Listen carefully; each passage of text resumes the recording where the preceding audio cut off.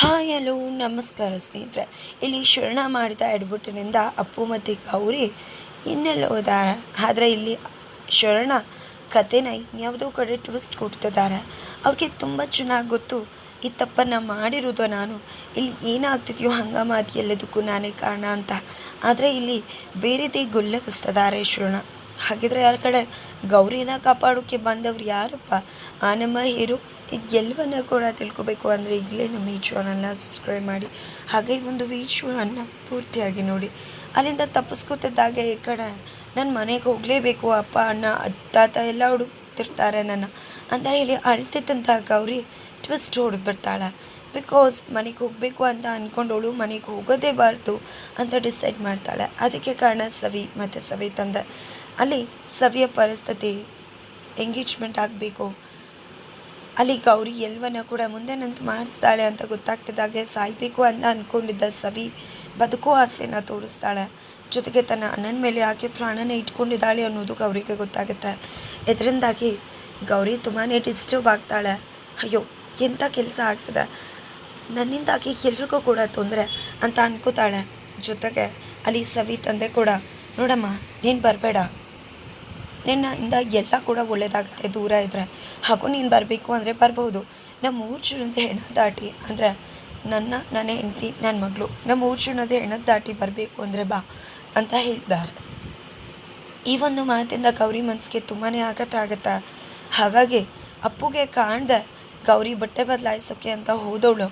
ಹಾಗೆ ಇಲ್ಲ, ನಾನು ಹೋಗೋದ್ರಿಂದ ಎಲ್ರಿಗೂ ತೊಂದರೆ ಆಗುತ್ತೆ, ಆದರೆ ಅಪ್ಪು ಖಂಡಿತ ನನ್ನ ಕರ್ಕೊಂಡು ಹೋಗದೆ ಬಿಡುವುದಿಲ್ಲ, ಕರ್ಕೊಂಡು ಹೋಗ್ತೀನಿ ಅಂತಾನೆ. ಜೊತೆಗೆ ಅಪ್ಪಕ್ಕೂ ಕೂಡ ನನ್ನಿಂದ ತೊಂದರೆ ಆಗುತ್ತೆ, ಬೇಡ, ಯಾರಿಗೂ ನನ್ನಿಂದ ತೊಂದರೆ ಆಗೋದು ಬೇಡ ಅಂತ ಅಂದ್ಕೊಂಡಿದ್ದೆ. ಹಿಂದೆ ಬಾಗಿಲಿಂದ ಬಸ್ ಬರ್ತಿರೋ ಬಸ್ಸನ್ನು ಹತ್ಕೊಂಡು ಅಲ್ಲಿಂದ ಹೋಗೇ ಬಿಡ್ತಾಳೆ. ಆದರೆ ಈ ಕಡೆ ಅಪ್ಪು ಬಂದು ನೋಡಿದ್ರೆ ಶಾಕ್ ಆಗುತ್ತೆ. ಬಸ್ಸಲ್ಲಿ ಹೋಗ್ತಿರೋ ಗೌರಿನ ನೋಡಿ ಓಡಿ ಹೋಗಿ ಬಸ್ಸನ್ನು ತಡೆದು ಬಸ್ಸನ್ನು ಹತ್ಕೋತಾರೆ. ಏನು ಮಾಡ್ತಿದ್ಯಾ, ಎಲ್ಲಿಗೆ ಹೋಗ್ತಿದ್ಯಾ ನೀನು?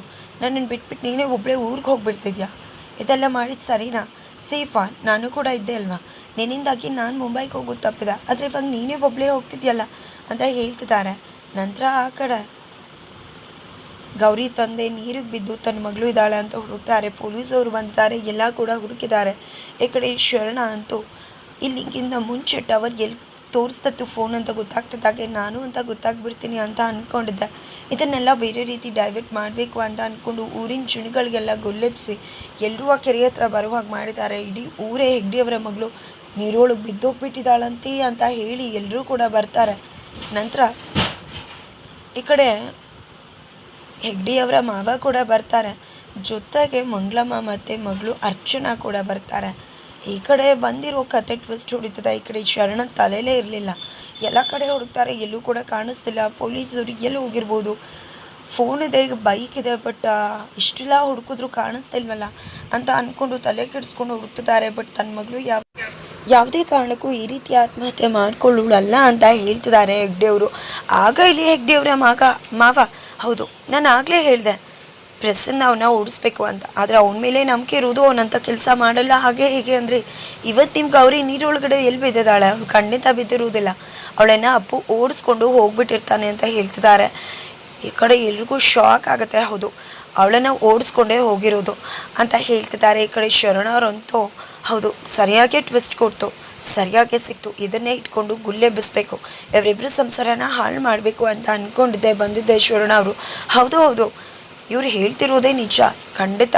ನಿನ್ನೆ ತಾನೇ ಅಪ್ಪು ಮತ್ತು ಅವಳದು ಮದುವೆ ಅಂತ ಹೇಳ್ತಿದ್ರು, ಅದಕ್ಕೋಸ್ಕರ ಇವತ್ತು ಅವಳು ತಲೆ ಕೆಡಿಸಿ ಓಡಿಸ್ಕೊಂಡೇ ಹೋಗ್ಬಿಟ್ಟಿದ್ದಾನೆ ಅಂತ ಹೇಳ್ತಿದ್ದಾರೆ. ಇದನ್ನು ಕೇಳಿಸ್ಕೊಂಡಿದ್ದೆ ಹೆಗ್ಡೆಯವ್ರಿಗೆ ತುಂಬ ಸಿಟ್ಟು ಬರ್ತದೆ. ತೆಗೆದು ಶರಣನ ಕೆನ್ನೆಗೆ ಬಾರಿಸ್ತಾರೆ. ಯಾಕೆ ಹೊಡಿತಿದ್ದೀರಾ? ನಾನು ನಿಜಾನೇ ಹೇಳ್ತಿದ್ದೀನಿ ಅಂತ ಹೇಳ್ತಿದ್ರೆ ಈ ಕಡೆ ಮಂಗಳಮ್ಮ ಅವರು, ನೋಡಿ ನನ್ನ ಮಗ ಇಲ್ಲ, ನನ್ನ ಮಗ ಮುಂಬೈಗೆ ಹೋಗಿದ್ದಾನೆ ಅಂತ ಹೇಳ್ತಿದ್ದಾರೆ. ಫ್ರೆಂಡ್ಸ್ ಕೂಡ, ಹೌದು ನೀನೇ ಇದೆಯಲ್ಲೋ ಶರಣ, ಮುಂಬೈಗೆ ಹೋಗ್ಬೇಕಿದ್ರೆ ಅವನೊಬ್ಬನೇ ತಾನೇ ಇದ್ದಿತ್ತು ಅಂತ ನಾನಿದ್ನ, ಅಯ್ಯಪ್ಪ ನಾನು ಇಲ್ಲೇ ಇರಲಿಲ್ಲ ಅಂತ ಹೇಳ್ತಾರೆ. ಫ್ರೆಂಡ್ ಚೇತನ್ ಕೇಳಿದರೆ ನಾನು ಇರಲಿಲ್ಲಪ್ಪ, ನಾವಿಬ್ಬರು ಭೇಟಿ ಮಾಡೇ ತಿಂಗಳಾಗೋಯ್ತು ಅಂತ ಸುಳ್ಳು ಹೇಳ್ತಾರೆ. ನಂತರ ಇಲ್ಲ, ನೀವು ಕೂಡ ಇದ್ರಿ, ಅದೇನೋ ಲಾರಿಗೆ ಮಣ್ಣು ಹಾಕಬೇಕು ಅಂತ ಹೇಳ್ತಿದ್ದೆ ಅಂತ ಹೇಳ್ತಿದ್ದಾರೆ. ಬಟ್ ಶರಣ ಅವರು ಅದರಿಂದ ತಪ್ಪಿಸ್ಕೋತಿದ್ದಾರೆ.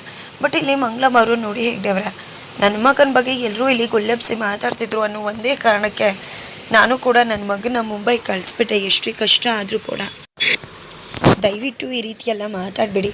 ನನ್ನ ಮಗ ಅವನ ಪಾಡ್ಗೆ ಅವ್ನಿಗೆ ಹೋಗಿದ್ದಾನೆ, ದಯವಿಟ್ಟು ಇಲ್ದಿರೋದನ್ನೆಲ್ಲ ಗುಲ್ಲೆಬ್ಬಿಸ್ಬಿಡಿ ಅಂತ ಹೇಳ್ತಿದ್ದಾರೆ. ಈ ಕಡೆ ಅರ್ಚನಾ ಅಂತೂ ನನ್ನ ಅಣ್ಣ ಅಂತ ಕೆಲಸ ಮಾಡಲ್ಲ, ಯಾವಾಗ ಸೋನಿಯಾನೇ ಮೋಸ ಮಾಡಿದ್ಲು ಇನ್ಯಾನೂ ಕೂಡ ಕಣ್ಣೆತ್ತಿ ನೋಡೋನಲ್ಲ, ಅಂಥದ್ರಲ್ಲಿ ಆ ತಲೆ ಕೆಟ್ಟಿರೋ ಗೌರಿ ಹಿಂದೆ ಹೋಗ್ತಾನೆ.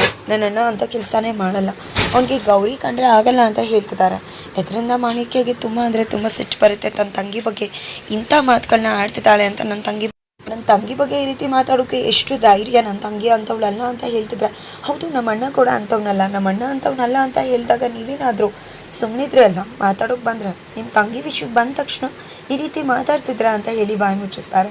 ಹೌದಮ್ಮ, ನೀನು ಹೇಳಿದ ಅರ್ಚನಾ ನಿಜ, ಎಲ್ಲೂ ಇತ್ತು ಮಂಗಳಮ್ಮನ ರಕ್ತ, ಯಾರಿಗೂ ಬಂದಿಲ್ಲ ಅಂತ ಅಂದ್ಕೊಂಡಿದ್ದೆ, ನಿನಗೆ ಬಂದಿದ್ಯಲ್ಲ ಹೆಗ್ಡಿಯವರಮ್ಮ ಅವರು ಅಂದಾಗ, ಯಾವ ಹೆಗ್ಡಿಯವರಾದರೂ ಅಷ್ಟೇ ಏನಾದರೂ ಅಷ್ಟೇ, ನಮ್ಮಣ್ಣ ಯಾವತ್ತೂ ಕೂಡ ತಪ್ಪು ಮಾಡೋನಲ್ಲ, ಇಲ್ಲದೇ ಇರೋದನ್ನು ಹೇಳಿದ ಮಾತ್ರಕ್ಕೆ ಒಪ್ಕೊಳ್ಳೋಕೆ ನಮ್ಮಿಂದ ಆಗಲ್ಲ ಅಂತ ಅರ್ಚನಾ ಹೇಳ್ತಾಳೆ.